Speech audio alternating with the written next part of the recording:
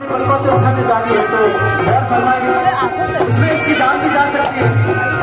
अपने पेट के लिए गर्दन में हाथ डालिए तो ध्यान से देखें, पीछे मुड़ के अपनी जो ये आंखें, अपनी जो पलकें